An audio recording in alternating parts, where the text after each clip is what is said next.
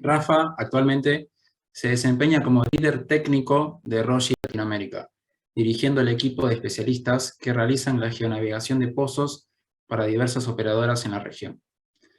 Por último, también a todos ustedes queremos recordarles que al finalizar la charla vamos a dar el lugar a preguntas y luego también un breve cuestionario para luego poder participar del curso. Les recuerdo que el curso va a ser el 22 y el 23 de este mes, donde va a constar de dos partes, en 2 días diferentes, 22 y 23, como mencioné recién, de 4 días cada día. Por las dudas, también quería mencionar de que el curso va a tener de un certificado de asistencia. Bueno, Rafa, todo tuyo. Sí, hola, muchas gracias, muy buenas tardes. Gracias por el espacio al capítulo estudiantil, a Young Professionals de la AAPG acá en Argentina. Para mí es un placer poder compartirles a ustedes durante los próximos 60 minutos. Haré todo lo posible de que sean solo 60 para hablarles un poco de geonavegación y la tecnología que viene acá involucrada en lo que está ocurriendo. Espero que me confirmen de que están recibiendo la primera diapositiva de la presentación. Sí, sí. Perfecto. Voy a ir un poco rápido sobre las cosas que le dan forma a los conceptos. Voy a detenerme un poco sobre las diapositivas interesantes.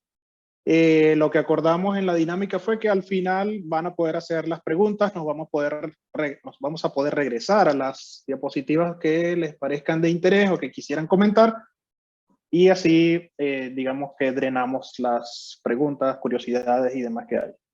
Esta presentación tiene el interés o tiene el objetivo de orientar a los compañeros de jóvenes profesionales que no han tenido exposición a estos conceptos, los muchachos que están aún en formación en los últimos periodos de la carrera, de geociencias, ingeniería geológica, y ingeniería de petróleo y todo lo que son ciencias de la tierra relacionadas al subsuelo, entre otras cosas. Esto es un poco recabado de nuestra experiencia acá en ROGI y bueno, trata de darle un poco el enfoque didáctico al principio para aterrizar a la gente en lo que es la navegación, y al final tiene un contexto más de describir la interacción de recursos tecnológicos, cómo rodean a la geonavegación, para darnos una idea de cómo nos vemos los que hoy nos reunimos acá, porque creo que si se conectaron les interesa un poco este tema, algunos quieren conocer qué es, pero me gustaría que se visualicen también un poco haciendo este tema de geonavegación, ya que hay algunas conclusiones interesantes.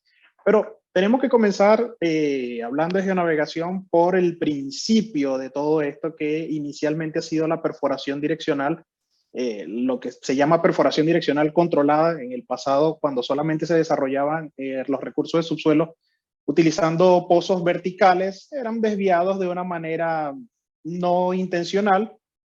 Posteriormente, la ingeniería de perforación desarrolló mecanismos para, de alguna manera, controlar el desvío de los pozos, y comenzó la ingeniería de reservorios a desarrollar ubicaciones de acumulaciones en el subsuelo, cada vez en zonas más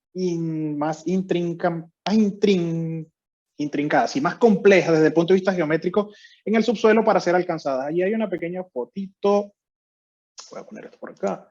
Hay una pequeña foto allí donde ustedes ven que plataformas desde mar, plataformas desde tierra, pueden alcanzar entonces objetivos geológicos ubicados en el subsuelo en 3 dimensiones. No necesariamente tienen que estar directamente debajo de las plataformas, sino que a través de la perforación direccional yo puedo llevar las trayectorias hacia zonas geológicas en el subsuelo que me permitan acceder a ciertos recursos. La perforación direccional viene a resolver problemas por acceso a esta zona, sea por condiciones de superficie, no tengo cómo posicionarme exactamente sobre el reservorio, luego condiciones de subsuelo donde tengo zonas de riesgo, donde necesito evitar contactar fluidos, entre otras cosas, y más últimamente por necesidades especiales o del reservorio, que radican principalmente cuando hablamos de geonavegación y el emplazamiento de pozos horizontales actualmente, se hacen más por buscar la mayor cantidad de distancia o el mayor contacto con el reservorio, es decir, para maximizar el recobro de esa obra o de ese pozo que estoy haciendo, necesito acumular más metros dentro de la capa productiva para yo maximizar lo que obtengo de petróleo. Entonces, a partir de acá, lo que antes era un geólogo de pozo que solamente describía de tope a base las capas y analizaba y tomaba en cuenta factores de riesgo, hoy en día se prepara más bien para entender cómo, además de atravesar con una geometría no siempre vertical, sino más bien curva, atravesar la estratigrafía de arriba hacia abajo, entonces comenzar a desplazarse dentro de un intervalo geológico que decidimos llamar objetivo geológico, y comenzar a jugar con todo esto de cómo se relacionan las fases, descripción, tanto la génesis como la descripción de estas fases, para lateralmente mantenerse en esta zona estratigráficamente de interés para el petróleo. Eso nos lleva a la siguiente diapositiva, y que es sumamente importante, porque nos hace como geólogos comenzar a descubrir un poco sobre las geometrías de trayectoria o geometrías de pozo que comúnmente encontramos para el desarrollo de esto. Las geometrías que se conocen, o los pozos desviados o pozos direccionales que se conocen, realmente se resumen en estos 5 perfiles. El perfil tipo vertical, digamos que es vertical porque es casi vertical, pero en lo estricto no es vertical. Cuando se corren los registros de verticalidad nos damos cuenta que tienen fracciones de grado de inclinación. El pozo tipo 2, que es el pozo tipo J, ya lo ven acá, van a ver lo que es el número 2, el perfil tipo J. El pozo tipo S, que tiene una zona de construcción y luego vuelve a buscar la verticalidad. Y lo que nos interesa hoy, que es el pozo tipo 4, que es el perfil de pozo tipo horizontal, el cual tiene el primer punto rojo que está en el medio, que es la zona de aterrizaje o de landing, y ya la zona más distal de la sección lateral o la sección horizontal es la que se adentra y recorre la capa de interés.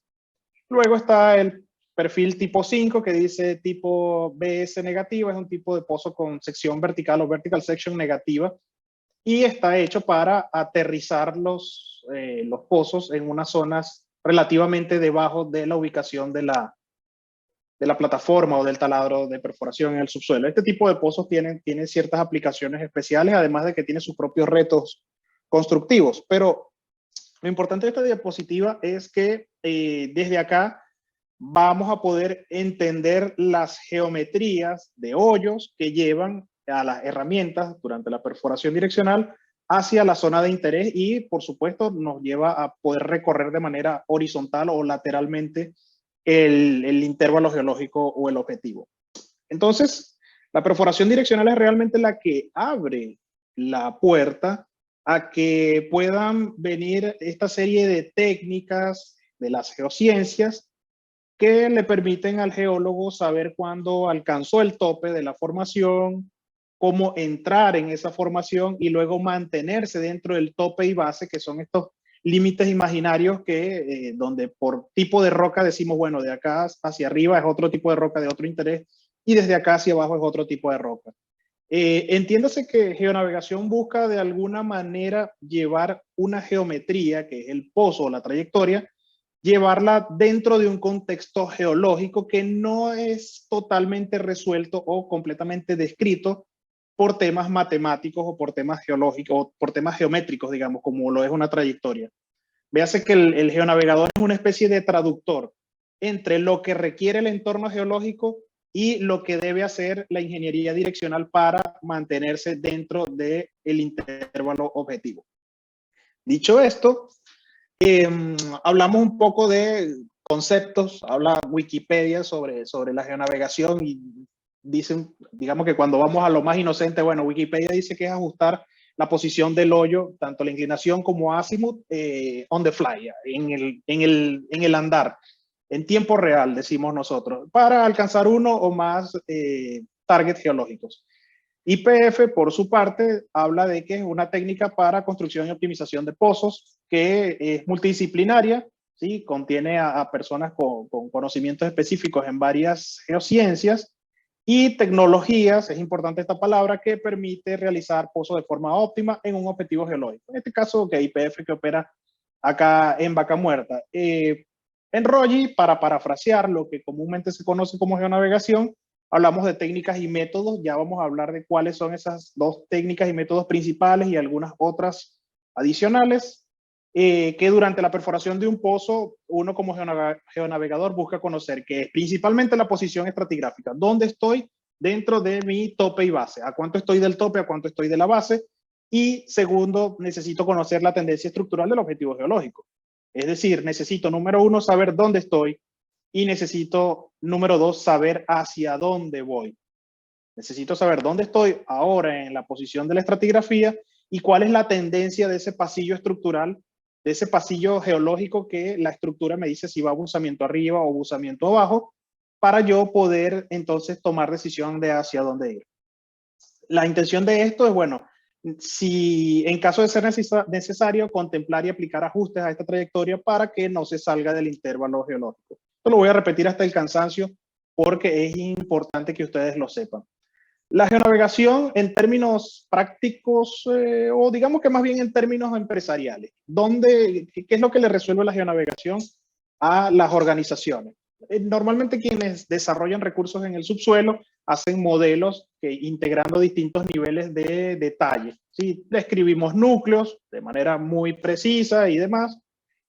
Hacemos pozos a los que le tomamos registros, un detalle mediano, y tenemos atributos de menor detalle, pero de mayor amplitud, de mayor capacidad, que abarcan más espacio, que en este caso es la geofísica. Tenemos perfiles sísmicos, cubos en 3D y todas las cosas maravillosas, pero al final lo que hacemos es integrar, al menos de manera muy elemental, estos tres recursos de diferentes niveles de detalle en lo que llamamos modelos. Estos modelos lo que buscan es describir las características estructurales, las características de roca, que llamamos facies, las propiedades, hablemos de petrofísica, geoquímica, geomecánica, y todas estas variables se integran en modelos geoestadísticos, probabilísticos, que a su vez, cuando los geólogos tienen la oportunidad de volcar sobre esto su conocimiento del subsuelo en ciertos campos, a lo que llamamos conjeturas determinísticas, crean un modelo que lo que busca es ser una representación lo más realista posible de lo que está en el subsuelo. Cuando hacemos eso, creemos que hemos dibujado en 3 dimensiones lo que está allí en subsuelo y bueno, hacemos una geometría, un plan direccional que busca llegar hasta esa zona donde está nuestro recurso de interés, emplazar un pozo y posteriormente estimularlo o hacer la completación, lo que sea, para comenzar a producir el hidrocarburo. Entonces el geonavegador entra en este juego cuando durante la ejecución de este plan direccional la geología cambia. ¿Pero por qué cambia la geología si acabo de realizar un modelo estadístico que me tomó 8 o 10 meses y sobre el cual digo que tiene un 90% de certeza de lo que hago? Pues el medio geológico es descrito a través de métodos indirectos y esos métodos indirectos, por supuesto, dejan abierta la posibilidad a la incertidumbre. Cuando la incertidumbre del medio geológico se manifiesta durante la perforación del pozo, es que necesita entrar el geonavegador para valerse de los rasgos que obtiene de los registros y comenzar a tomar decisiones en tiempo real y decir, este plan no es perfecto, vamos a ajustarlo de alguna manera, vamos a abrir un poco las posibilidades de ajuste en tiempo real para resolver lo que es el último recurso que nos permite resolver lo que la incertidumbre nos presenta en tiempo real. Luego hay incertidumbre durante el aterrizaje, es decir, a qué profundidad vertical yo voy a estar consiguiendo mi zona de interés, y luego también está la incertidumbre durante la sección lateral. ¿Con qué inclinaciones debería ir mi plan direccional para yo mantenerme dentro del objetivo? En el centro van a ver una figura donde hay 3 distintos niveles de toma de decisiones. Un manager que le preocupa que su pozo, que cuesta 10, 12 o hasta 18 millones de dólares, no está quedando donde se planificó, y el hecho de que no quede donde se planificó significa un impacto en la productividad o aguas abajo la producción de este pozo, de esta propuesta. Hay un líder de equipo que necesita dar respuestas sobre lo que está ocurriendo en las operaciones y lo que está demandando la gerencia. Muy aguas abajo estamos ustedes, compañeros, y yo, como geólogos, con esa gran interrogante allí, ¿dónde está la roca? Por supuesto, el medio geológico va a irse manifestando en la incertidumbre, porque el preconcepto que tenemos para entrar a geonavegar es un modelo, el cual tiene que ser actualizado en tiempo real. Al metro que se perfora, metro que necesitamos ir conociendo dónde está haciéndole su respectiva interpretación para hacer un modelo que nos permita guiarnos y orientarnos para entonces ajustar el plan y llevar el pozo a donde es. Las ventanas de tiempo son cortas, son de muy pocos minutos, hablemos de 40 minutos, de una hora, donde el geólogo necesita hacer análisis completos de datos que no paran de llegar para tomar una decisión. Entonces, esto describe de alguna manera la interacción de la organización con lo que hacemos nosotros como geonavegadores. Vayan tomando las notas que requieren si van a hacer alguna pregunta. Esta imagen rápidamente les muestra cómo se ve esquemáticamente una perforación en los no convencionales tipo shale, donde tiene un volumen de roca grande, como esto que dice acá Vaca Muerta, por ejemplo, que está todo esto en verdecito claro, pero hay una franja muy discreta que reúne especialmente características de roca que es lo óptimo donde yo debería emplazar la trayectoria. Es entonces donde la geonavegación entra en juego, ya que le permite al geólogo prescindir de seguir el plan para adentrarse a navegar. Navegar es hacer los ajustes de la trayectoria en función de lo que se va consiguiendo en el camino. ¿Cuál es la idea? Que en vez de seguir esa línea punteada como plan direccional que pudiera estar, si bien está dentro de la formación Vaca Muerta, puede que nos esté llevando el pozo hacia la zona que no es la más óptimamente productiva, ya que nosotros tenemos la capacidad de, habiendo caracterizado los intervalos estratigráficos, poder seguirlos, mapearlos lateralmente y tomando decisiones en tiempo real, pues adentrarnos o mantener esa posición a lo largo de la lateral. Se ve de esta manera, por ejemplo, en los shales, que posteriormente venimos, le pegamos con los cañones y luego lo estimulamos para traer el recurso a superficie.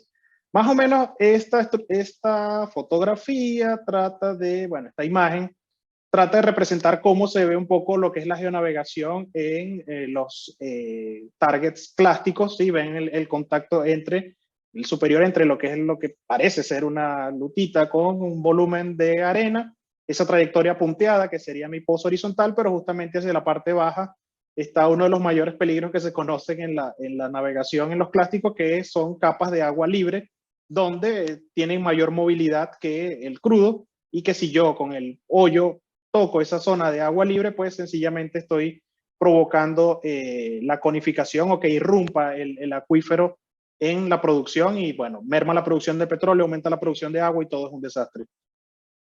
Virtualmente, cuando hacemos este tipo de geonavegación, yo sigo en el afán, o el geonavegador en su afán de mantenerse lejos del agua, pero muy cerca del tope, puede eventualmente salirse por el tope. Y entonces ya no solamente es que no estuvo, no contactó el agua, sino que ahora está en una zona no productiva. Lo que es roca arcillosa, pues no es productiva en estos ambientes, no es productiva de crudo. Lo que se busca es mantener esta proximidad cerca del tope para mantener todo este volumen verde dentro de lo que es ganancia, ¿ok?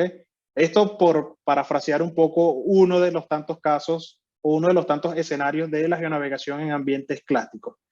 Esta trata de representar un poco lo que es la geonavegación en los tides, rápidamente en arenas tipo tide que son bastante delgaditas y, si se quiere, hasta discontinuas, pero también es un tipo de recurso no convencional bastante atractivo desde el punto de vista de gas, donde la geonavegación también se aplica con técnicas bastante más rigurosas, pero definitivamente que también son efectivas.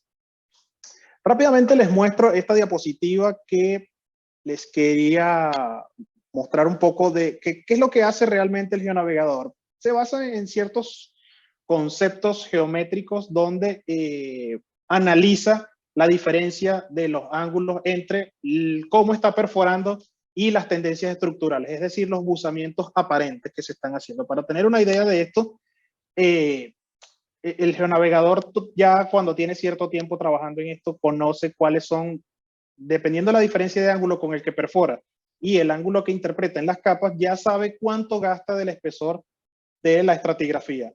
El software, por supuesto, ayuda tremendamente. Ya hoy en día el software es el que hace todo esto, pero si el geonavegador dentro de su experiencia no es consciente y no tiene claro este tipo de efectos, pues tiene ciertas limitantes en lo que es su parte analítica. Siempre necesita saber por cada 30 metros, en el caso de Argentina, por cada 30 metros que perfora y por cada grado de diferencia que tiene respecto de la trayectoria respecto a las capas donde está perforando, cuánto se desplaza en TBD. En el caso de que tenga un grado de diferencia, se desplaza 0,52 metros unitariamente por cada tiro perforado. Tiro, hablemos de la longitud del tubo que se perfora en estándar en la industria. Todos estos son conceptos que se ven un poco más a profundidad cuando hablamos de un curso como tal de geonavegación, pero en esta charla quiero rápidamente compactarles una cantidad de cosas sobre las técnicas. Quiero que lo miren, quiero que tomen nota, quiero que googleen esto. Esta charla no saca a ningún experto, sino que lo que hace es sembrar semillas de curiosidad a ustedes, compañeros geocientíficos, que les pudiera estar interesando este tipo de especialidad en su formación. ¿Qué es lo que dice esto? Esto lo que dice es que bueno, si yo aterrizara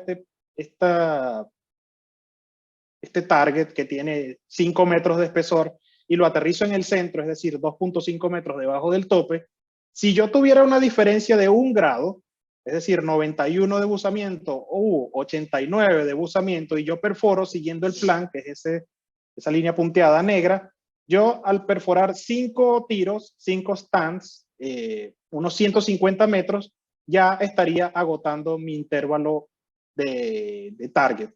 Y estoy perforando solamente con 1 grado de diferencia respecto a la estructura. Yo perforo con 90, la estructura tiene 91, sí, a los 5 tiros, 150 metros, estoy por la base saliendo. Si perforo con 90 y la estructura tiene 89, a los 5 tiros me estoy saliendo por el tope. 5 tiros.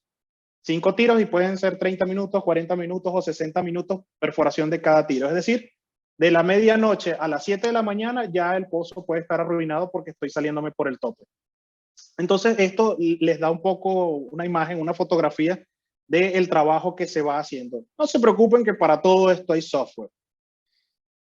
Luego estamos dentro de las técnicas, rápidamente, para llevar desde la superficie hasta el objetivo geológico, realizamos una maniobra que llamamos aterrizaje, también se llama landing, también se conoce como build section o sección de construcción, la cual nada más y nada menos se trata de comparando con pozos vecinos, como dice acá hoyo piloto o pozo vecino, comparando y con mis marcadores geológicos, yo necesito comenzar a predecir la ocurrencia de eventos geológicos, llámese emplazamiento de secuencias para secuencias o incluso pequeños ciclos que geológicamente son eso, pero desde el punto de vista de ingeniería de petróleo son reservorios. Si yo busco la manera de aterrizar con cierta geometría, es decir, con 86 grados o hasta 90, entre 86 y 90 grados, aterrizar en esta zona, necesito hacer coincidir la geometría con la estratigrafía, la geometría con la geología. Es lo que les decía hace un momento, somos un poco traductores. Lo que requiere la geología se lo traducimos a ingeniería para poder alcanzar con cierta geometría este nivel estratigráfico. ¿Qué es lo que buscamos? Conocer el TBD de aterrizaje con cierta inclinación a ciertas coordenadas. Necesitamos también estimar qué distancia medida perforada para poder llegar hasta esa zona y no exceder el DLS, que es el Dogleg Severity, que no es más que el nivel de curvatura. Tiene una traducción literal que es la severidad de pata de perro, pero es realmente la severidad con la que giro. Por cada 100 pies, cuánto cambia el ángulo. ¿Sí? Esto es para, de alguna manera, medir la severidad de ángulo, porque recordemos que dentro del hoyo que perforamos van elementos tubulares de acero, ¿okay? Que necesitamos hacerlos que se deflecten, que se doblen de esta manera y llevarlos a límites mecánicos que necesitan mantener su integridad. Ya, eso es parte de la ingeniería. El asunto es que esta parte o esta etapa del pozo llamada aterrizaje, pues lo que busca justamente es llevar el hoyo hacia la zona de interés. Pero una vez que hemos alcanzado correctamente esa zona de interés, viene la parte lateral. Si se dan cuenta, acá voy a hacer esto tiene una animación. Si se dan cuenta, la trayectoria en la parte de abajo donde están las pelotitas, esta parte que es así como granular, hay una trayectoria roja que lo que está buscando es, creo que tengo, vamos a ver, sí, creo que tengo esto. Esta zona de acá es donde hice mi aterrizaje. Hasta acá llegó mi aterrizaje.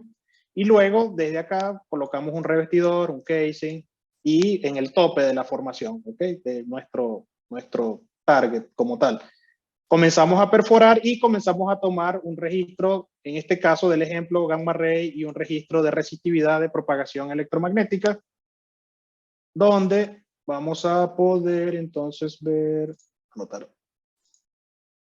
Entonces vamos a poder ver en los puntos A, B, C, D, E, vamos a poder ver qué es lo que ocurre en esta zona. Nos vamos a comenzar a dar cuenta de esta deflexión del gamma ray porque estamos entrando hacia una zona limpia, que es la arena, correctamente. Vamos a tener una señal errónea que está relacionada a la proximidad con el revestidor, que es de acero, porque esto lo que estamos viendo acá es la respuesta de un campo electromagnético estimulado en reacción que genera la roca, que es estimulado por las herramientas que llevamos en fondo. Para no hacerlo tan complicado, realmente esto lo que hace es guiarnos, como cuando nos aproximamos acá en B, ¿sí? Vemos ciertos fenómenos, vemos un aumento en las cuentas de gamma por la proximidad a la lutita, a la arcilla, vemos una polarización en la resistividad por ciertos efectos electromagnéticos, vemos en este caso de C un corte abrupto por haber atravesado una falla por el frente, ¿sí?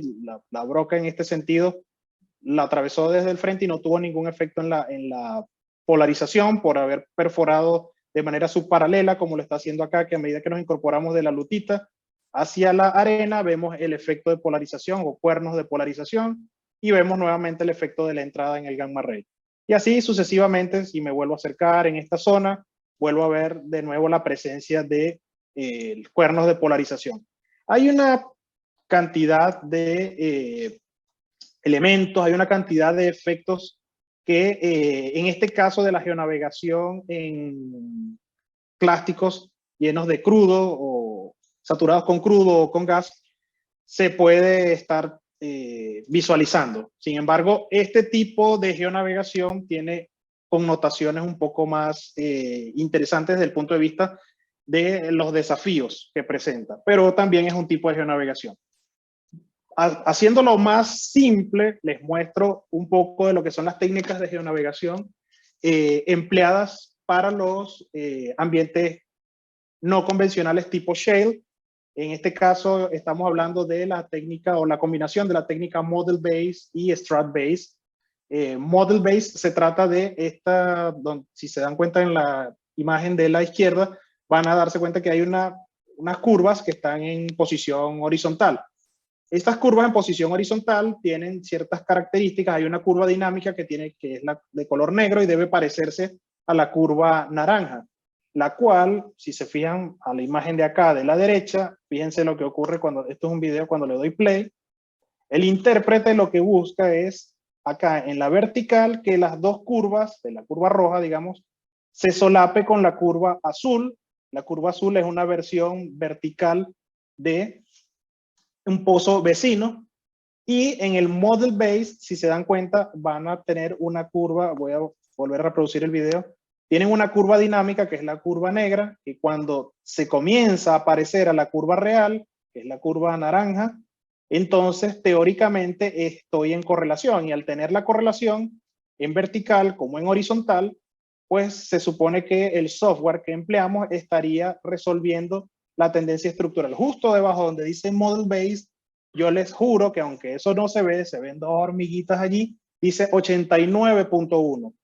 Al yo resolver la correlación, estoy sencillamente resolviendo cómo se ve la respuesta de los registros geofísicos que estoy teniendo en tiempo real, deformados por la incidencia entre la inclinación de la trayectoria y la inclinación de las capas.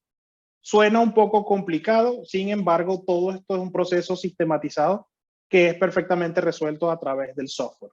Lo que tiene que tener en cuenta es que esto combina dos enfoques de diferentes épocas, que es el Model Base, es una cuestión de hace más de 20 años que se desarrolló, y el enfoque Strat Base, que permite deformar las curvas, como lo acaban de ver en el video.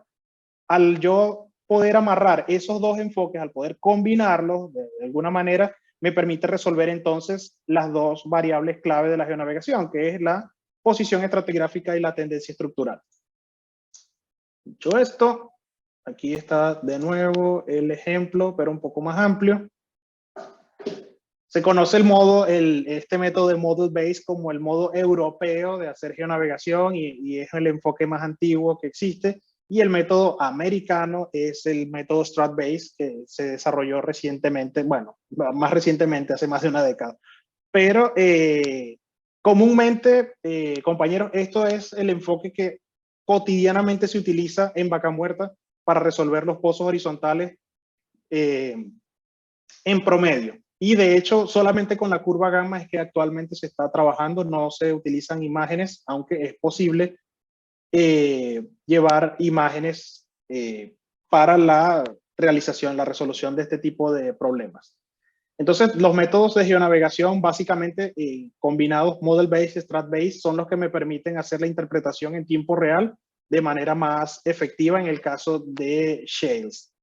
Pero ya hemos visto un poco las técnicas, ¿sí? Hemos visto de dónde viene la perforación direccional, abre las puertas para que la geonavegación traiga métodos para orientarnos en el subsuelo y poder adentrarnos en la horizontal y poder guiarnos. Pero antes de eso hay un enfoque basado también estrictamente en técnicas de geonavegación cuando vamos a hacer cualquier proyecto. Este enfoque mueve o divide el proyecto de geonavegación en 3 etapas. La etapa de premodelo o pre-job, la etapa en tiempo real, que es la perforación propia, y una etapa de análisis post-perforación.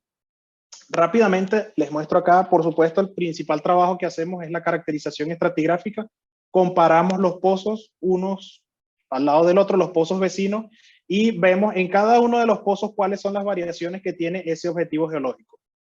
Al yo ver cuáles son las variaciones y las distancias entre esos pozos que muestran distintas facetas de respuesta de esas curvas, entonces yo voy a tener una idea de con qué me voy a encontrar durante la navegación, si el pozo va a variar mucho o variaría poco.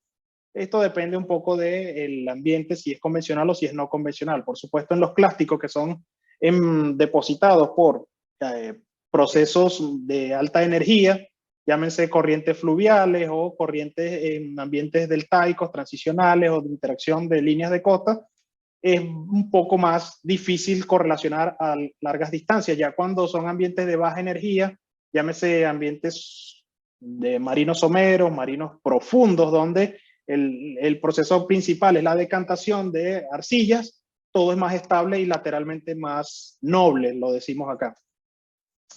Luego, una vez que tenemos identificado y bien caracterizado nuestro objetivo geológico, podemos decidir si lo dividimos en tercios, un tercio superior, central e inferior, para entonces comenzar a trazar estrategias. Es decir, ¿dónde me conviene estar? Dependiendo de cómo tengo la estructura, abusamiento arriba, abusamiento abajo o completamente flat, ¿dónde me convendría mantenerme? Si en el tercio superior es conveniente, tiene mejor tiene mejor comportamiento geomecánico, cualquiera que sea la premisa que el equipo de geociencias quiera seguir, entonces ya tengo mi objetivo geológico, tope y base, pero a su vez, para yo tratar de llevar mejor las premisas de trabajo, puedo comenzar a tomar decisiones sobre dónde me mantengo, si en el tercio central, inferior o superior. Esto obedece a estrategias.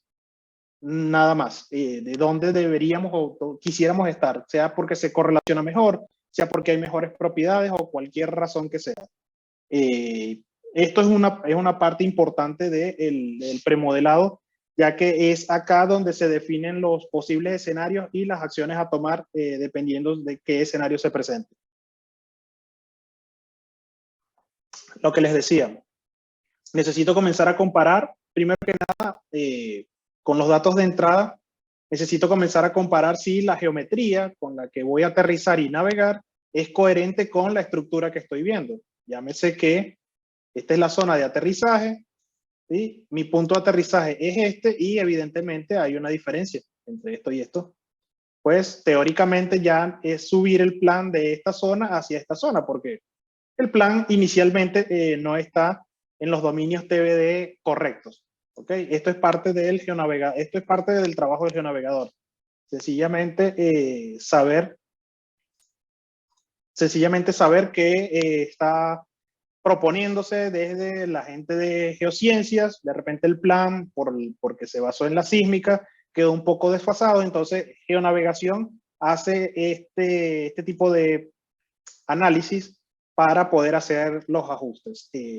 Esto, por supuesto, lo que busca es tener la mejor geometría de plan dentro de la mejor versión geológica, el mejor modelo geológico. Esto con tal de analizar y maximizar el porcentaje de permanencia en zona, que algunas veces se conoce como efectividad, es decir, cuántos metros efectivos tengo dentro de la ventana que definimos como target. Luego, en la perforación en tiempo real, dependiendo de los escenarios, como ya dije, si es buzamiento ascendente, descendente o es una tendencia horizontal, voy a comenzar a analizar los posibles escenarios.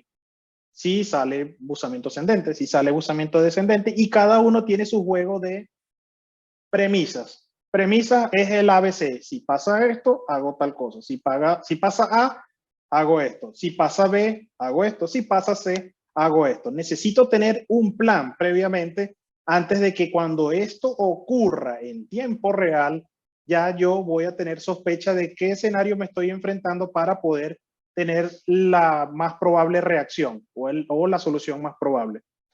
En esta etapa, el geonavegador se dedica a monitorear principalmente 24/7 cada metro que se perfora. ¿En búsqueda de qué? De evitar problemas como descontrol de los compañeros de perforación direccional. Puede pasar que por la naturaleza de las maniobras, la herramienta tenga cierto descontrol y nos lleve hacia zonas no deseadas, fuera del target. Tenemos que advertir esto y comenzar a negociar con ingeniería de perforación un poco volver hacia la zona segura o la zona donde deberíamos estar. Evitar la sobrereacción. Muchas veces la última interpretación nos está dando un escenario que no estaba contemplado y queremos entonces sobrereaccionar sobre información que no es suficiente para ver por completo el escenario que está ocurriendo en el subsuelo. Y eso se debe evitar de parte del geonavegador. El riesgo de salida de objetivo, es decir, cuando el buzamiento se manifiesta de una manera diferente a lo que todos los modelos previos estimaban, entonces es donde hacemos el análisis, sabemos que, bueno, seguir el plan no nos va a llevar del todo dentro del target, así que vamos a hacer algún ajuste. Luego está evitar, podemos estar dentro del target, todo está bien, estamos a la inclinación correcta con respecto al target, buena posición, pero comenzamos a obtener litologías desfavorables como alto contenido de carbonatos o una zona fracturada o una zona con tobas que afectan el desempeño de la perforación, y entonces necesitamos hacer algún pequeño movimiento de geonavegación, irnos un poco más arriba, cualquier ajuste que se requiera, o incluso el tema de fluidos no deseados como la imagen que más atrás les había mostrado. Esto, acá está en la etapa de perforación en tiempo real, les quise mostrar un poco esto. Acá esto se mueve muy poquitito aquí, voy a anotar. Fíjense, acá en esta zona, vemos que, ok, anotar. Fíjense lo que ocurre. A medida que vamos perforando en ascenso, en esta imagen que estamos acá, vemos la línea roja que está perforando en ascenso y vamos a ver unas pequeñas líneas negras que están acá. Sí, esas pequeñas líneas negras son la interpretación de esto que vemos acá, que es un registro de imágenes gamma ray. ¿Ok? El registro de imagen lo que hace es de alguna manera realzar el contraste entre zonas de altos valores de gamma ray y zonas de bajos valores de gamma ray, y nos permite hacer la interpretación de estas líneas rojas que están acá, que se traducen en estas pequeñas interfaces. ¿Sí? Estas pequeñas interfaces me dice cuando estoy atravesando de tope a base o cuando estoy atravesando de base a tope y de tope a base. Entonces, para ciertos entornos geológicos donde tienen cierta simetría las respuestas, necesito utilizar este tipo de atributos que es las imágenes de la roca. Si se fijan acá, lo que estoy mostrando es cómo dos parasecuencias son relativamente parecidas, y gracias a la interpretación de los registros de imagen estoy pudiendo saber cuándo estoy contactando la litología o la estratigrafía, más bien, si la estoy cortando de base a tope o de tope a base. Este es un atributo sumamente útil. Es un comodín que actualmente podría considerarse un artículo de lujo si hablamos del contexto económico actual en los proyectos de geonavegación en no convencionales. Cada vez está en menos uso el registro de imagen. Sin embargo, es bastante útil para nosotros como geonavegadores ubicarnos y saber la polaridad, es decir, en qué dirección estoy cortando la estratigrafía. Vamos a ver la que viene acá. Bueno, es bueno mencionar acá que muchos de los registros LWD que llevo en las herramientas de fondo tienen sus propios objetivos. Algunos llevan sensores que están hechos para determinar lo que es la caracterización, es decir, mediciones de registro sónico, mediciones de porosidad, densidad de neutrón, entre otras, me sirven para hacer la caracterización de la roca en la sección lateral, medir propiedades en esta. Pero en este caso, por ejemplo, el registro de imágenes gamma, además de darme cierta información estructural post-drilling, me va a servir muchísimo, esto es lo más efectivo para definir lo que es la posición estratigráfica en estos ambientes. Ok, seguimos acá. Si se dan cuenta acá, acá estábamos subiendo, cortando de base a tope, y en esta zona vemos cómo estamos bajando de tope a base a tope, de lo azul a lo verde, y de tope a base de lo azul a lo verde. Si se fijan en el track vertical, de lo azul a lo verde es la polaridad, cómo estoy perforando, de abajo hacia arriba en la estratigrafía. Y luego cuando bajo, estoy perforando de arriba hacia abajo. Pero la trayectoria siempre tuvo más de 90 grados, siempre perforó subiendo. Pero estratigráficamente en esta parte estamos ascendiendo y en esta parte estamos bajando. Aunque la trayectoria, de nuevo, siempre está subiendo. Este es el truco. Este es el arte del geonavegador. Saber qué está ocurriendo con la posición estratigráfica. Aunque la trayectoria siempre está perforando hacia arriba, en ningún proyecto de geonavegación, nadie más sino el geonavegador es el único que sabe si está ascendiendo o está descendiendo en la estratigrafía. Y acá es donde está el reto, colegas. Esta imagen está bastante buena. Luego, en la perforación en tiempo real, les hablaba de los ángulos. Si se dan cuenta acá, el ángulo A o el ángulo B, a medida de que yo voy perforando, necesito saber las tendencias estructurales, como se ve acá, las tendencias estructurales cada vez que voy perforando y tomando las decisiones a medida de que voy viendo qué distancia. Si mi plan es mantener A, por supuesto, a medida que voy perforando voy a tener, esto tiene la posibilidad de irse así. Si estoy en una zona como esta, ¿qué hago? ¿Me voy por A o me voy por B? Entonces, el geonavegador es el que tiene que tomar las decisiones a tiempo para tratar de evitar las cosas o tratar de adelantarse a lo que ha venido viendo como tendencia estructural para verlo. Si sigo con A, es muy probable de que esto tenga entre 88 y 90, o entre 88 y 91, algo más o menos como esto. ¿Cuál es la posibilidad de que haga esto? Entonces, es donde el geonavegador necesita tomar una decisión. Si me voy por abajo para ser más conservador y esperar a que salga esta zona de alto ángulo, porque si me sale como esto, me voy a salir eventualmente. Entonces, es un trade-off. Necesitamos tomar una decisión respecto a lo que vamos viendo. Y hablando de que vamos viendo, 6:48, creo que vamos bien. Finalmente, en la etapa post-perforación, lo que hacemos es integrar todo. ¿Ok? Analizamos el modelo geológico cuando están perforados todos los pozos del pad, o vemos cómo los nuevos pozos de este nuevo pad se integran con los pozos preexistentes en el campo. Porque necesitamos darle una coherencia, no es ver solamente un único pozo, sino que ver la coherencia de cada nuevo pozo dentro del entorno geológico, tanto estructural como estratigráfico de los pozos o las estructuras, digamos que sí, las obras, los pozos emplazados previamente allí en el subsuelo. Este es el análisis en la etapa post-perforación. Posteriormente, además de ver dónde quedó el pozo respecto a la estructura y a la estratigrafía, puedo comenzar a ver asuntos de performance, puedo comenzar a ver variables de desempeño. necesito ver qué pozos en qué target se perforaron más rápido, cuáles dieron más problemas con las presiones, con el tema del gas, con la falla, con la estructura. Necesito comenzar a relacionar de las características geológicas de este entorno en el subsuelo, cómo están afectando el performance, el desempeño de mi perforación. ¿Se perforan más rápido? ¿Se perforan menos rápido? ¿Con qué herramientas es mejor? ¿Qué atributos o qué mediciones estoy teniendo de sobra y que puedo optimizar?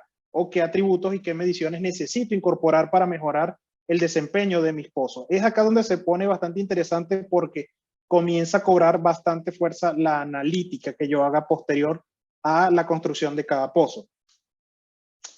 Por ejemplo, acá les voy a mostrar un par de diapositivas sobre ejemplos de geonavegación. Este es en caso de no convencionales en Canadá, donde vemos esta zona del pozo aterriza sobre el plan. El plan decía que se aterrizara por debajo de esta zona, pero estaba fuera de zona. Aterrizamos dentro del target para comenzar a ver, si ustedes se fijan acá a la derecha, el track vertical, lo que está en rojo es el segmento que está activo.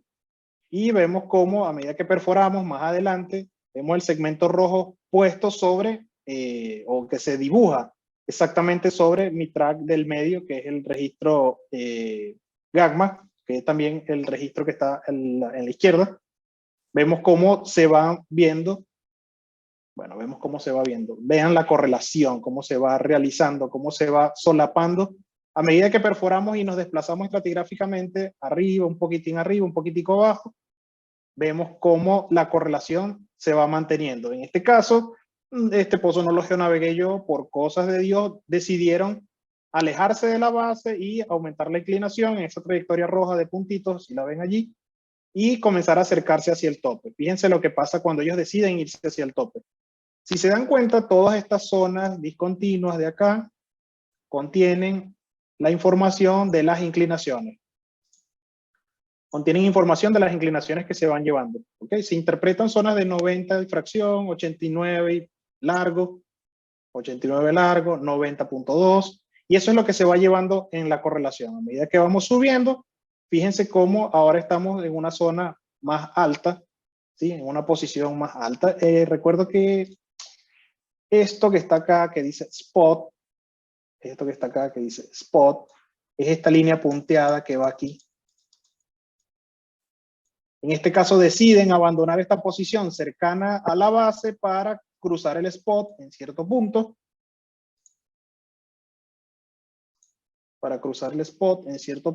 Y posicionarse justo entre el tope y el spot. Ese spot es teóricamente el punto más alto, bueno, uno de los puntos altos de carbono orgánico total. Bueno, en este caso es porosidad. Sí, esto es un punto alto de porosidad, un punto alto de porosidad, un punto alto de porosidad. Seguramente lo que están buscando es esa zona acá. Luego, tenemos este caso bastante interesante, pero un poco más complejo, donde tenemos dos pozos tipo, dos pozos vecinos, donde tenemos un tope y tenemos base de nuestro objetivo, que de entrada, cuando vemos A, B y C, acá, cuando vemos A, B y C, vemos una morfología bastante rectangular, bastante cilíndrica, ¿sí? A, B y C es una zona de un gamma ray bastante limpio, muy bonito, buenas resistividades que vamos teniendo acá, para luego posteriormente comenzar a tener una interpretación. Después que pasamos D, comienza a subir, desde D comenzamos a subir y contacta esta zona de lutita. Resulta que esta zona de lutita es lo que se ve en el tie well número 2. Lo que antes era una respuesta gamma cilíndrica, acá es una respuesta lenticular. Lo que acá era un solo ciclo arenoso, acá se convirtió en dos cuerpos arenosos de menor espesor. Entonces, esto es típico de un ambiente de ríos, bueno, es fluvio deltaico realmente, donde tenemos este tipo de heterogeneidad lateral. ¿Okay? Además de varias cosas, si se dan cuenta que hay un backdrop de la sísmica que tiene una tendencia relativamente diferente a lo que vino describiendo la geonavegación. Esa es otra característica de la geonavegación que revela en detalle lo que la sísmica no puede revelar. Sin embargo, este tipo de escenarios tan complejos requieren de habilidades bastante avanzadas para hacerlo desde los atributos de combinar gamma ray y resistividad convencional. Sí, en este caso es un ejemplo muy didáctico porque en los dos casos es gamma ray que estamos viendo acá y vamos a poder ver cómo cambiamos de una respuesta cilíndrica masiva hacia una zona lenticular como esta que se ve aquí. Sin embargo, para este tipo de ambientes existe algo más apropiado, que es el modelado de la resistividad de propagación electromagnética, utilizando herramientas LWD especiales que son capaces de transmitir ondas electromagnéticas dentro de la formación de manera azimutal. Tienen mediciones en 360 grados, antiguamente eran hacia arriba y hacia abajo, pero actualmente ya son mediciones en todo el alrededor de la perforación. Le va a permitir a través de algoritmos bastante interesantes, por decirlo de alguna manera, generar este tipo de aproximaciones. Es decir, imagínense que aterrizamos acá. Este es el tubito, aterrizamos acá. Y a medida que perforamos, se emiten señales. Voy a cambiar a medida que perforamos, se emiten señales, ¿sí?, de electromagnetismo que a través del procesamiento me van a poder determinar las zonas de interacción donde cambia la arena, ¿sí?, que es resistiva, por la lutita, que es conductiva. En esas zonas donde tengo la arena con alta impregnación de hidrocarburo, siendo un aceite su resistividad es alta, y la lutita por su capacidad de retención de agua salada, y pues tiene una resistividad baja o una alta conductividad. Entonces voy a poder comenzar a determinar de manera remota, es decir, cada vez que yo haga una medición acá, dependiendo de las características de la roca y la capacidad de la herramienta, voy a poder determinar las distancias, estimarlas al menos con bastante precisión a lo que son las interfaces o a los contrastes resistivos. Esto me da la posibilidad de yo hacer una geonavegación proactiva. El uso de la resistividad y el modelado a través de inversión, sea inversión estocástica o diferentes aproximaciones de este atributo, me va a permitir reaccionar antes de contactar la lutita. Si ustedes se dan cuenta en esta imagen, la gente, a medida de que iba determinando proximidad con una zona no deseada, donde esto, repito, esto es arena, esto es lutita, ve la lutita, suba en inclinación, vemos la lutita, acá está el tope de lutita, baja en inclinación, desde acá vemos ahora base lutita, suba en inclinación, por aquí, nos fuimos, no nos dio chance, vuelven acá, pero realmente este es un ejemplo bastante interesante porque vean cómo se pierde espesor a medida de que están las líneas negras. A medida que se avanza se fue perdiendo el espesor. Lo que antes era este espesor acá, acá se fue volviendo este espesor. Y está bien, porque es lo que comúnmente vemos en zonas canaliformes, en zonas, llámese, cuando hago cortes como este, vemos este tipo de comportamientos, de que lateralmente las facies o digamos que las arquitecturas de los depósitos clásticos no permanecen todo el tiempo constante tope y base. Esto revela la cruda verdad de cómo se emplazan estos cuerpos clásticos en el subsuelo. Normalmente son atributos mucho más costosos, que además son servicios que proporcionan ciertas compañías bastante específicas, pero son bastante efectivos en esto. Así que esto es todo un webinar de la aplicación de la resistividad de propagación electromagnética, pero es sumamente interesante y es como que las grandes ligas de la geonavegación. Rápidamente, ya son las 7 y todavía me queda. Fíjense, hablamos de los ajustes de la trayectoria en tiempo real. Aquí hay toda una lógica que va desde la recepción de los datos en tiempo real y el análisis de estos, para entonces hablar de que si la trayectoria está dentro del objetivo, pues sigo el plan en esta línea verde. pero si estoy yéndome fuera del target, comienzo a buscar dónde está la zona de mejores propiedades, si está cerca del tope, cerca de la base, evalúo la posibilidad de ajuste de trayectoria, lo recomiendo, decido implementarlo y luego de que lo ajuste, pues entonces necesito preguntarme si ya estoy en una zona de mejores propiedades. Si es así, pues mantengo este nuevo plan y si no es, repito. ¿Ok? Esto es una fotografía muy básica de lo que es la lógica en la geonavegación. Quería compartírsela para pasar rápidamente al tema de la tecnología. Fíjense, compañeros, acá en el centro hay una lista de tareas que hacemos los geonavegadores.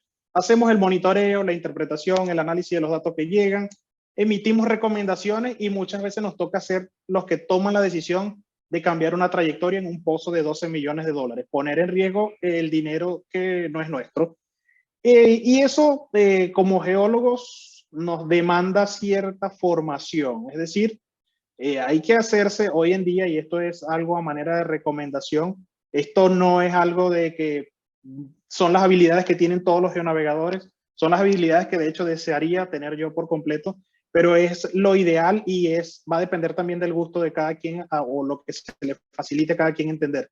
Pero hoy en día un geonavegador está bien que maneje habilidades de programación, que entienda de base de datos, que sea hábil en la analítica, que por supuesto tenga conocimiento de operaciones de perforación direccional, planificación de pozos, de ingeniería de pozos y por supuesto geociencias, de geología estructural, estratigrafía, geociencias aplicadas, geomecánica, petrofísica, geofísica y luego todo lo que es el énfasis de la analítica y sus efectos en el negocio. ¿Por qué?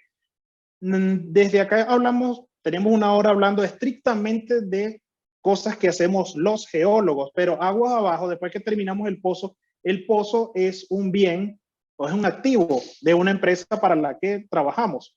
Y ese activo, por supuesto, necesita tener una vida útil y generar una cantidad de retorno de la inversión que se aplicó para construir este pozo. Entonces, aguas abajo, lo que analicemos de datos enteramente geológicos tiene un efecto económico y es por lo que estamos todos acá, por el bendito dinero.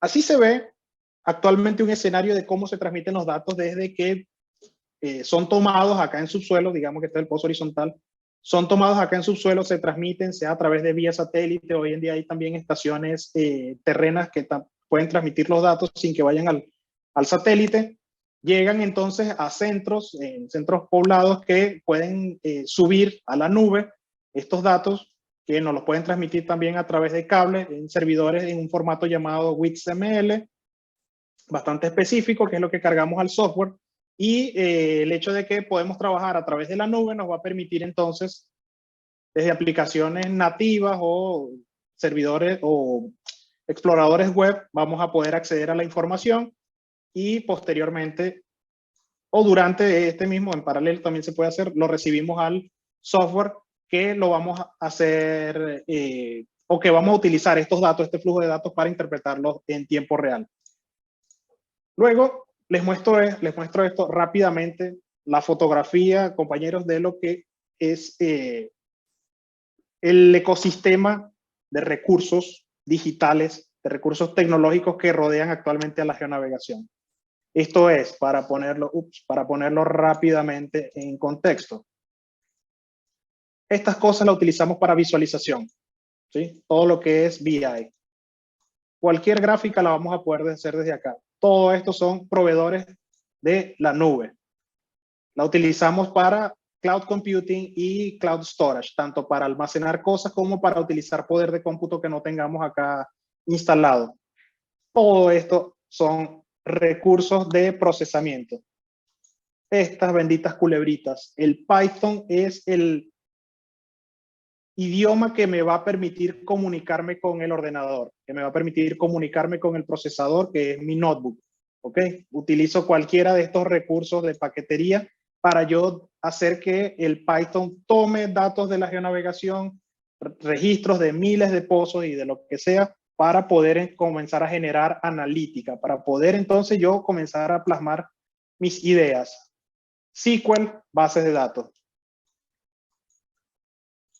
Estos 4 elementos les van a permitir ser suficientemente hábiles en lo que es la analítica. Para los que inician, los que recién se inician más bien en esto, el recurso tecnológico o aprender o manejar el recurso tecnológico es la mejor manera de hacer el onboarding en los equipos de trabajo de geonavegación que ya tienen tiempo funcionando, gente que ya tiene experiencia en esto. Voy a ir muy rápidamente sobre esto, hablarles de estos recursos. Software especializado, por supuesto, necesitan un software especializado para hacer la geonavegación. Hoy en día muchas empresas tienen una opción predilecta en el mercado que es software específicamente para geonavegación. Es capaz de hacer la interpretación y el trabajo todo en Edge, es decir, en donde está el origen de los datos, pero también se puede hacer a través de cloud computing, es decir, el procesamiento de cálculos de elevado costo computacional se puede hacer a través de la nube. En el caso de la plataforma colaborativa, creo que la plataforma colaborativa basada en la nube se utiliza en este caso el storage, el almacenamiento en la nube, me permite trabajar de manera colaborativa. Durante el 2020 esto fue la clave para que acá en Vaca Muerta, con la paralización corta que hubo, luego con las restricciones sociales que habían, se pudo continuar haciendo la geonavegación y teniendo una mínima exposición de personal en el taladro cuando los geonavegadores no íbamos ni siquiera a la oficina. Desde casa podíamos hacer la geonavegación efectiva de los pozos sin impactar el performance. Al mismo tiempo me permite utilizar esto como una base de datos que garantiza la accesibilidad con altos niveles de seguridad, y el hecho de que esto sea escalable le permite a las empresas ahorrar muchísimo dinero en lo que es instalaciones de hardware, es decir, no necesitan comprar computadoras de altísimo poder, ya que todo lo que son los recursos, tanto de almacenamiento como de procesamiento, están en la nube. Es decir, todo el mundo con una Core i5 va a poder trabajar en cualquier organización hoy en día, y si requiriera mucho más recursos que esto, sencillamente los adquiere on demand desde la nube, sea desde Amazon Web Service, un procesador más poderoso, lo tomo y solamente pago las horas o los días que lo utilicé. Y si el año que viene no tengo tantos pozos, disminuye la demanda, pues no habré comprado un hardware costosísimo. Esto es una de las cosas que más aprecia la industria de la nube. El monitoreo de parámetros de perforación es el hecho de que esto pueda estar basado en la web facilita lo que es la visualización en tiempo real y el hecho de poder albergar estos datos en la nube.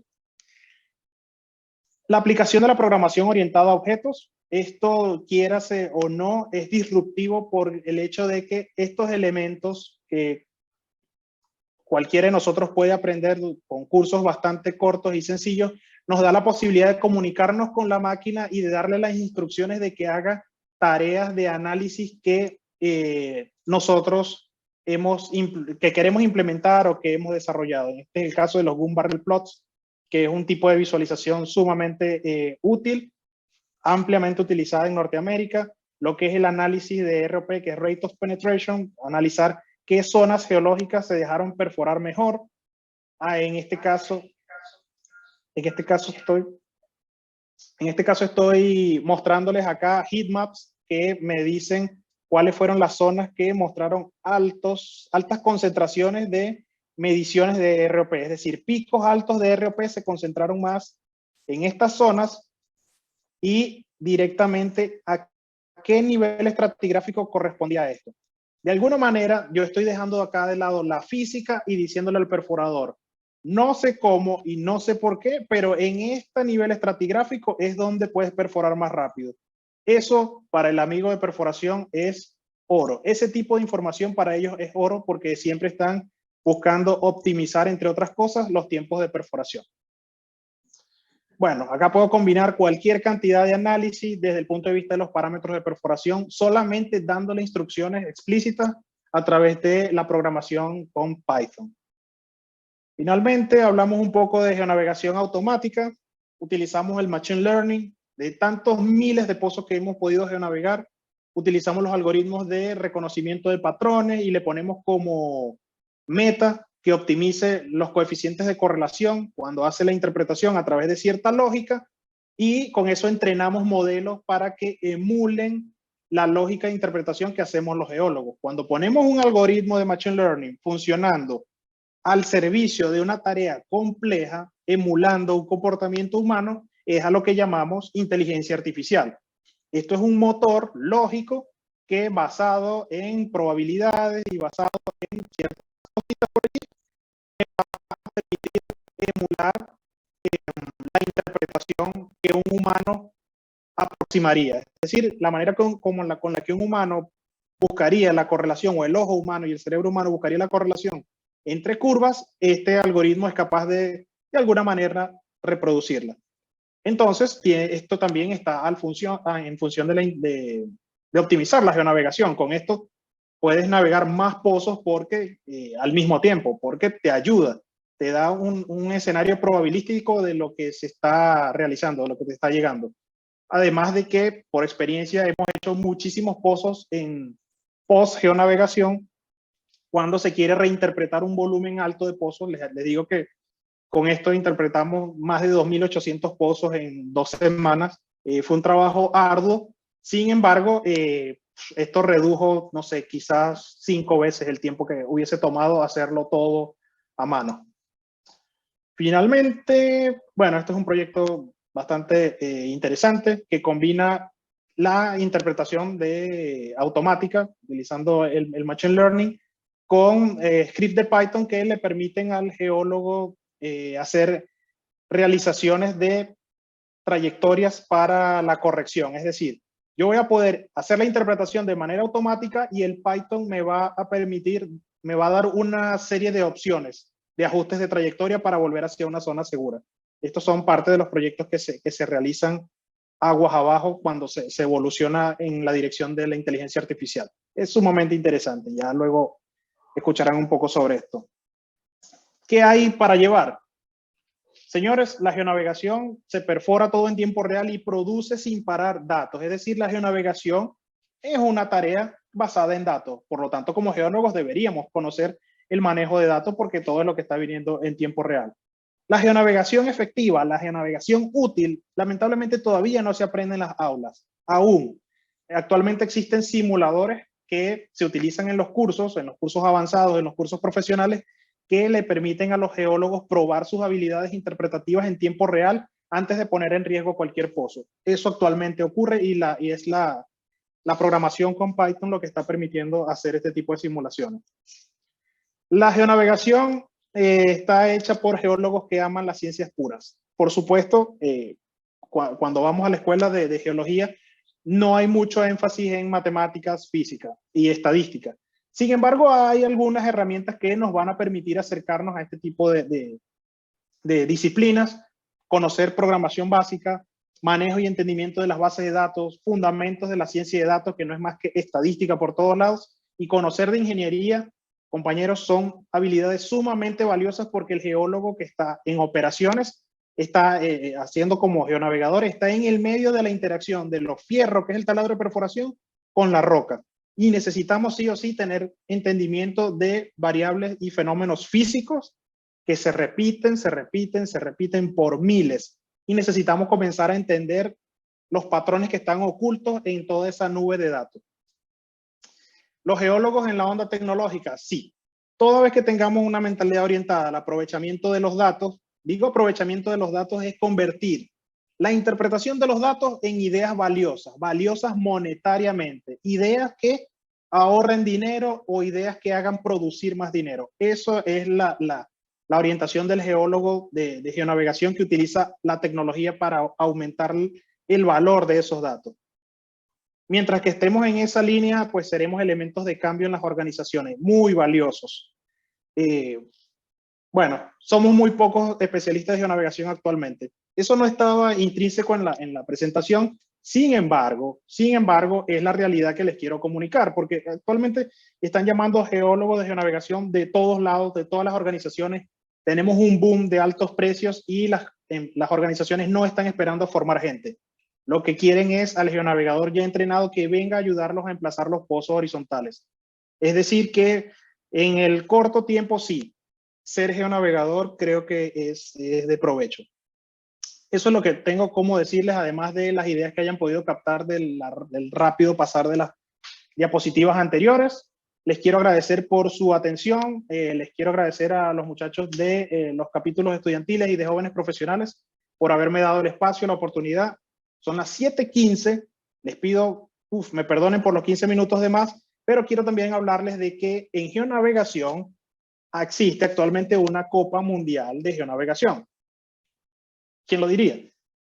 Acá está a su mano izquierda este código QR para anotarse a participar en la Copa de Geonavegación. Está bueno, además de que te dan una Copa de Geonavegación como esa que está del lado derecho, te ganas un dron en esta edición y además de eso te dan un certificado de tu posición en el ranking mundial, tamaño de tarjeta de presentación. Esta fue mi participación en en el Mundial de Geonavegación. Estar rankeado a nivel mundial siempre es interesante y es una tarjeta de presentación sumamente importante para quienes quieran optar de repente en un futuro, pues participar en procesos de selección y demás. No me queda más que invitarlos a que participen, acérquense a esta posibilidad y bueno, creo que estamos para las preguntas, ¿no? Sí, sí, si alguien tiene alguna pregunta, mándela por el chat o bueno, activen el micrófono. Creo que había una en el chat. Sí, de Natalia. La leo. En la formación Vaca Muerta, ¿los pozos se perforan de sur a norte o cuál es la tendencia respecto a las coordenadas? Es una buena pregunta, Natasha. Sí, idealmente son sur-norte, norte-sur. Esto obedece más que todo, en el caso Vaca Muerta, por razones geomecánicas de la dirección de esfuerzos principales. Considerando la matriz de esfuerzos principales en cada una de los diferentes bloques, los equipos de geociencias deciden pues la orientación del azimut de esas secciones laterales. Más que todo obedece a esto. Luego existe también intrínseco a ello algunas razones de perforación direccional, pero lo más conveniente siempre desde el punto de vista de perforación direccional es perforar norte-sur más que los este-oeste por interferencias magnéticas. Es otro tema. Pero para responder tu pregunta, sí, se perforan de norte a sur o de sur a norte. Es la dirección más conveniente en la mayoría de los casos. Gracias. No sé si alguien más tiene alguna pregunta.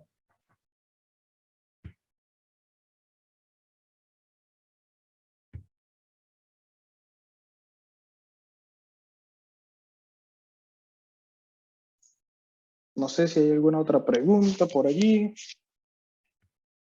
Sé que fue bastante rápido. Creo que el mensaje es claro. Sí, acérquense a las operaciones de geonavegación si es de su interés, si es de su agrado. Abracen la tecnología. Personalmente, saber de software y saber de un poquito de tecnología es lo que históricamente en mi experiencia personal me ha dado la oportunidad de participar en equipos de trabajo donde hay gente con mucha más experiencia que yo. Y eso es un favor que nos hacen cuando estamos comenzando en algo. Exponernos a ambientes donde hay gente con mucha experiencia y nosotros solamente manejamos la computadora. Para ellos es valioso, pero para nosotros mucho más porque aprendemos en esa interacción. Así que creo que esa es la premisa. Buenísimo. Quería recordar de vuelta de que ahora vamos a mandar el link para resolver el cuestionario. Tienen tiempo para hacerlo hoy y mañana. Es para poder acceder al curso con un cupo máximo de 10 personas. Y bueno, las mejores calificaciones del curso van a poder acceder al curso que se va a dictar el 22 y el 23, si no me equivoco, en dos etapas, primera y segunda parte, y va a ser en la Facultad de Ciencias Exactas y Naturales de la UBA, donde va a tener una duración de 4 horas cada día, con entrega de certificado. En el chat. Dice, ¿cuáles son los tips donde se tiene un OWC cercano? Juan Carlos, los tips. La palabra clave ahí es cercano. Para los compañeros, OWC es Oil Water Contact. Es un contacto agua-petróleo, lo que les mostré en la diapositiva. Tenemos tiempo, podemos ir a la diapositiva de atrás.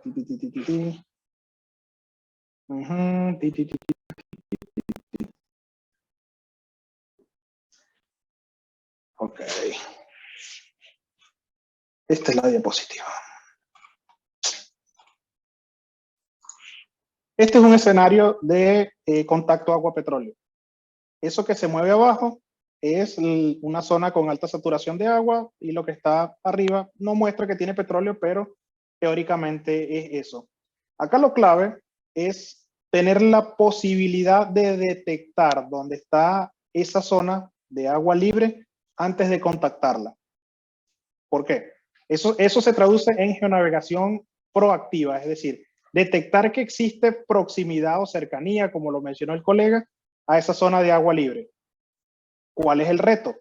Bueno, voy a decirlo primero por qué. ¿Por qué necesito alejarme del agua? El agua, moviéndose dentro de la red porosa del reservorio, le gana en movilidad al crudo. La mayoría de los reservorios prefieren pegarlas, o sea, pegarse y dejar adheridas a los granos de la roca las gotas de crudo y deja que el agua sea la que se mueva mucho más. Hay una cantidad de variables de ingeniería de reservorios que no vale la pena, pero en general, que no vale la pena mencionar acá, pero en lo general, el agua se mueve más que el petróleo. Es decir, si con esa trayectoria tocas un nivel de agua libre, el agua va a comenzar a ser la primera en producirse más que el petróleo. No es que el petróleo no salga, pero va a salir muy poco. Y casualmente lo que vale por cada pozo, en cada pozo lo que vale es que produzca petróleo, no agua. Entonces, necesito llevar una herramienta que me permita determinar dónde está el agua. Y casualmente, de la propiedad de la que se valen, principalmente las herramientas de detección remota, para no acercarme tanto al agua, es en su resistividad. Y por eso es que utilizo este tipo de herramientas o este tipo de enfoques. En este caso de acá, en esta posición, voy al verde, caramba. En esta posición de acá, estoy determinando distancia a una zona de lutita que tiene, qué sé yo, 5 ohmios metros de resistividad. Cuando acá puedo tener una zona, qué sé yo, de 120 ohmios metros. Hay mucha diferencia entre la resistividad de la zona arenosa con la resistividad de la zona arcillosa. Sin embargo, si yo pudiera tener una zona de agua que es una zona que normalmente estaba llena de petróleo, pero la invadió un acuífero, pues la resistividad ahora va a ser el promedio de los fluidos que le impregnan. Entonces, para este tipo de herramientas se necesitan condiciones bastante específicas y mucha habilidad del geonavegador para setear las curvas con las que va a poder resolver la distancia a un contacto tan débil, es decir, a un contacto con un contraste tan débil. Imagínense ustedes, este es el mejor ejemplo. Imagínense ustedes que vamos caminando por un pasillo que tiene paredes de lado y lado, pero eventualmente tiene puertas. Y donde va la puerta, hay una cortina. Si llevamos el palito o una vara de una escoba, por ejemplo, podemos tocar la dureza de la pared. ¿Sí? Vamos con los ojos cerrados y te dicen, no choques la pared. Solamente tienes el palito para guiarte. Le pegamos a la pared, está duro, ya sé dónde está. Eso es el contraste entre la arena porosa y la lutita. Mucho contraste de resistividad. Pero resulta que me consigo con la parte del pasillo donde, hay un hueco allí. No logro ver qué es lo que está ocurriendo. ¿Será que se acabó la pared o será que hay algo más? Entonces, ¿qué es lo que hace el geonavegador? Cambia el palito de escoba por un pitillo, un sorbete. ¿Ok? Cambia por un sorbete. El sorbete, al ser más sensible, por supuesto que detecta la pared, pero me va a permitir entonces detectar lo que está en la cortina de tela, por ejemplo, que con el palo de escoba no la veía realmente dónde estaba, con el sorbete lo voy a poder detectar. Eso es lo que hace el geonavegador, cambiar entonces la configuración de la herramienta, en este caso cambiar el palo de escoba por el sorbete, cambia sus algoritmos, cambia qué curva está utilizando para medir las cosas y detectar ese contraste tan débil entre el pasillo, lo que antes era pared, ahora es pasillo, y la cortina. La cortina es el equivalente al contacto agua-petróleo. Y la pared es el equivalente al contacto entre el pasillo y entre la arena y la lutita. Espero que se entienda un poco allí esta comparación un poco rebuscada, pero es una de las cosas que mejor nos ha servido para mostrar estas diferencias. Juan Carlos V, esa es la respuesta. Y muy interesante tu pregunta, por supuesto. Gracias. No sé si hay otras preguntas. Revisen el link, revisen el examencito.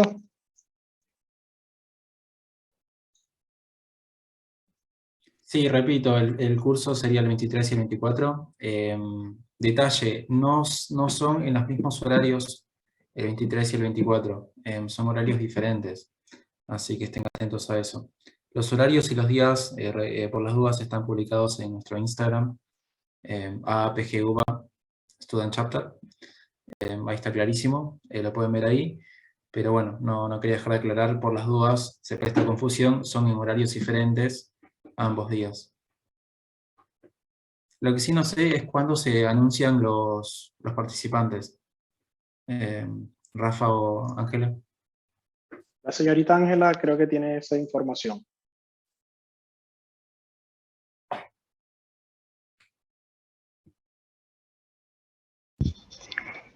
Sí, Juli, el cuestionario va a estar abierto hoy y mañana para todos los chicos y estaríamos anunciando las personas que irían al curso el jueves. Buenísimo. Estaríamos enviando mail. Ahí en el cuestionario tienen para colocar sus datos. Buenísimo, genial. Bueno, no sé si alguien más tiene otra pregunta, alguna inquietud acerca del curso, de lo que estuvo hablando Rafael. Perdón, me corrijo, acá estoy viendo, es lunes 22 y miércoles 24. No sé si lo quieren anotar, igual ahora lo publicamos en Instagram de vuelta. Acá estoy viendo bien, es lunes 22 y miércoles 24 de agosto. Sí.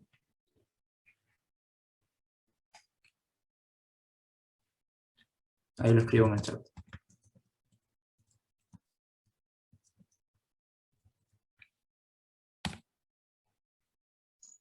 Esto va a estar bueno porque los participantes del curso van a salir de allí con suficientes habilidades para poder aplicar y participar en la Copa Mundial de Geonavegación.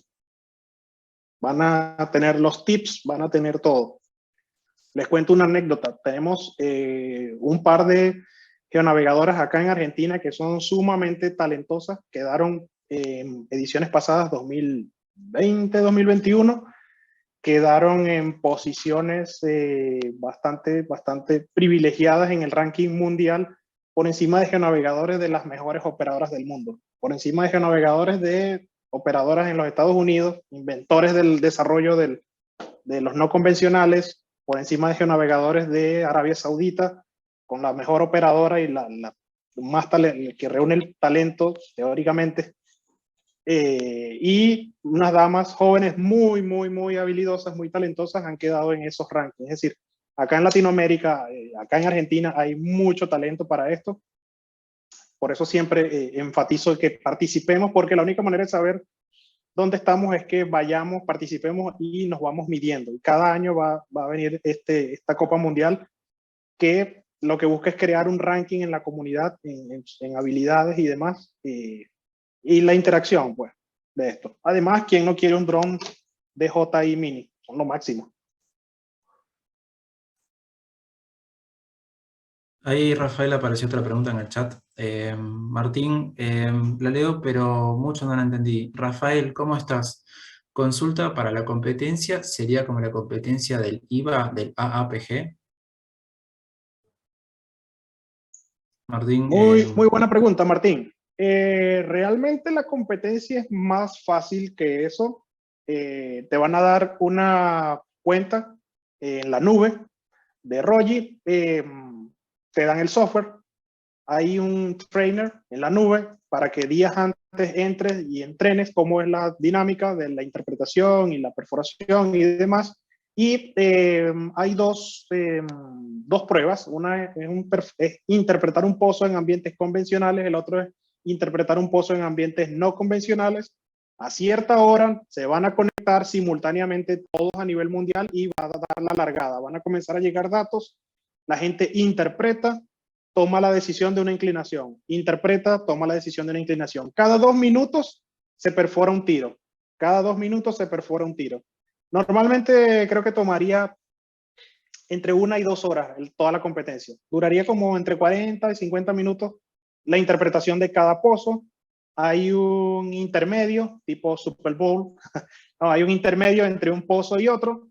Hay anuncios, hay una cantidad de cosas. Esperamos poder hacer el vivo, en vivo desde acá, desde Argentina, en español. Igual mis compañeros desde Houston están en inglés. Todo está, es bastante, digamos que, lúdico, ¿ok? Esto está hecho más que todo para que la gente entre, se divierta, compitan.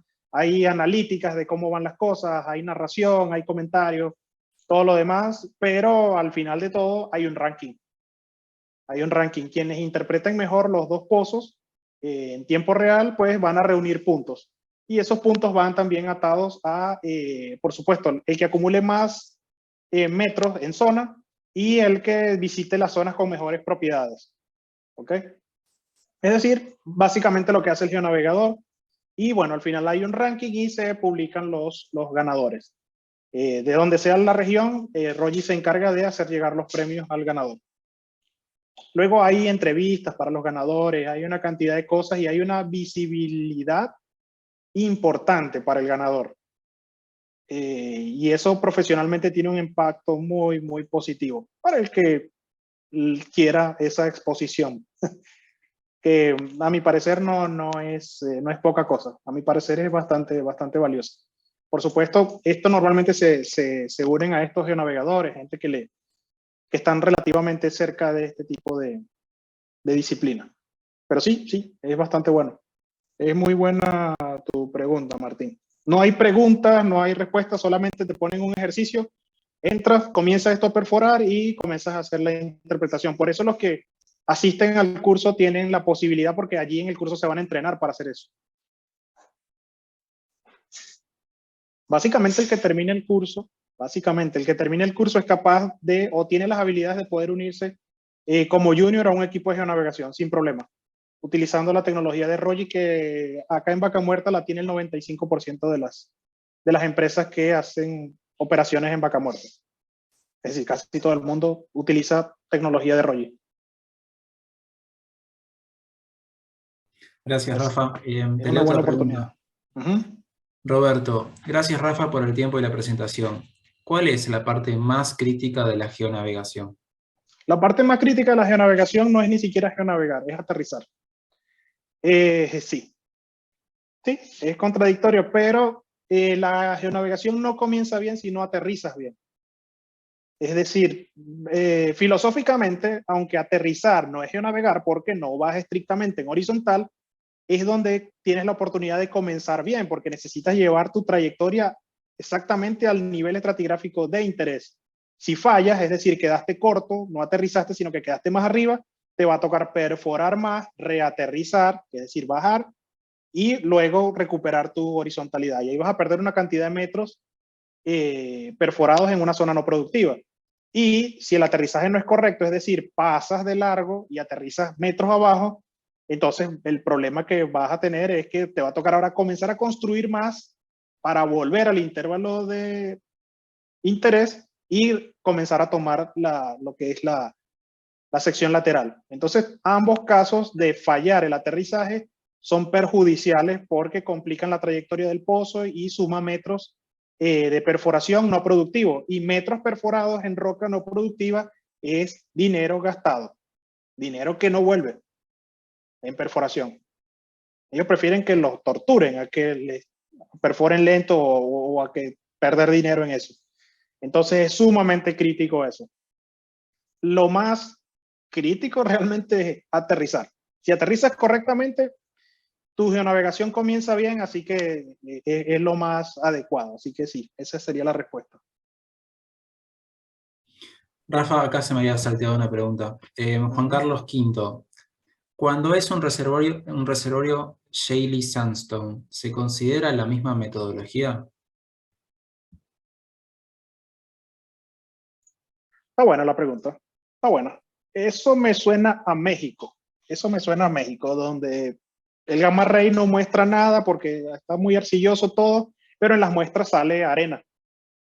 ¿Sí? Realmente el gamma ray está reaccionando a los elementos radioactivos de esa arcilla que está esparcida por todos lados, pero el muestreo geológico, es decir, la roca en la mano te está diciendo que es plástico, es arena.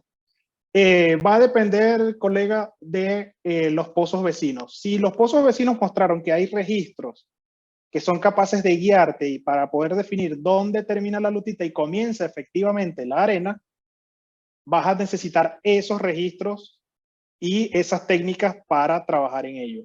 Generalmente todo lo basado en resistividad es bastante poderoso separando tipos de roca y lo que está separándolo remotamente, es decir, tipos de roca.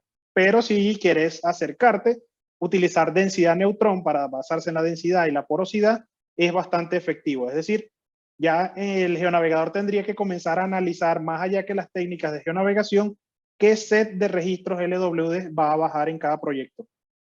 Porque yo puedo bajar un transbordador espacial en tecnología. El asunto es que puedo exceder la cantidad de dinero a gastar allí. Yo necesito seleccionar la tecnología que específicamente me va a solucionar el problema, no la que lo exceda. Necesito cumplir con esa optimización de ingeniería, porque puedo gastar $1 millón en registro, pero ¿por qué hacerlo cuando puedo hacerlo con registros de 50,000, de $100,000? Ok, va a depender de poner en esa balanza lo que necesito en tecnología y lo que quiero gastar en el proyecto. Y eso también es tarea del geonavegador, recomendarle a su cliente la tecnología precisa a utilizar, la tecnología suficiente para hacer de manera efectiva el pozo.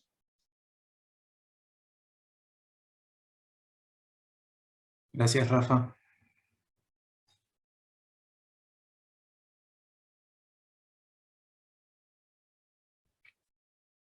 Bueno, no sé si alguien más tiene otra pregunta. Activa el micrófono, la escribe por el chat.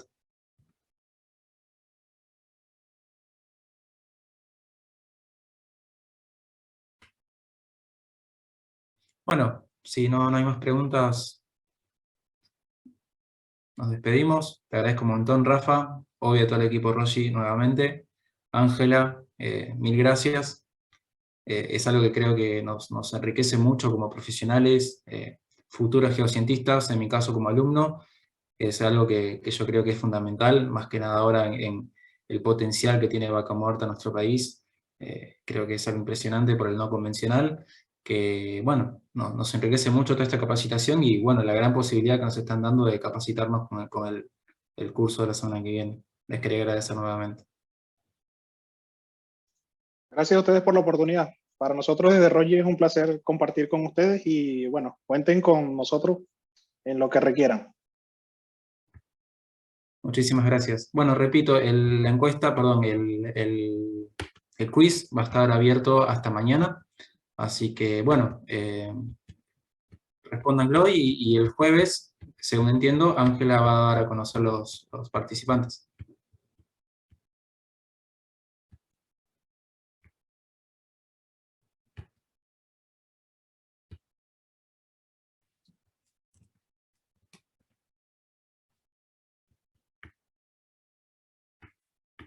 Bueno, hasta acá llegamos.